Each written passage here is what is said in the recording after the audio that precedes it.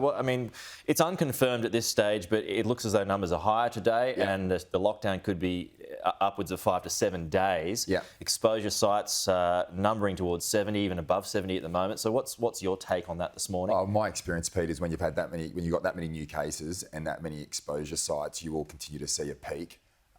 And the experience, obviously, with the Victorian government is, based on those numbers, they'll probably almost certainly go into lockdown. So what's the advice for people coming into New South Wales? Well, obviously we're not going to close the border.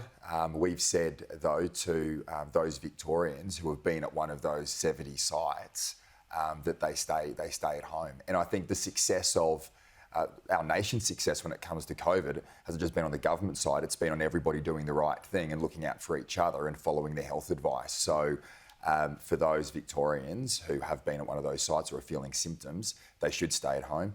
But it was pleasing to see the amount of people in Victoria overnight lining up to get tests, and high testing results in the virus not spreading as fast as it has over the last year. It has crossed into New South Wales, though, as we just heard, in the Riverina region. Yep. So is there a concern at all that the horse may have bolted? I don't think so. Look, it's an evolving situation. We'll monitor it. I think the main thing is, if you're having symptoms or you've been at one of those sites, you get tested and stay at home, because one person doing the wrong thing can lead to an outbreak. And I think we've got to realise that this is another example that COVID is not going away. We've got to learn to live with the pandemic. There'll be outbreaks from time to time, and the best thing that we can do as a community is make sure that you follow the health advice. It's very clear they're doing that in Victoria, and that's positive. And we've handled this before. Yeah, I mean, that's right. We've seen this a number of times in a number of states over the last year. And as I said, the best thing to do, follow the health advice, get tested. And if you've been in one of those exposed sites, do the right thing and stay at home. Seems to happen in Victoria a whole lot more than anywhere else, though. Oh, look, whether it's I think this one's coming from South Australia. From my understanding. So look, there may be outbreaks in New South Wales as well over the next 12 months. We've had them in the past, and I think other states throughout the coming year will have them again.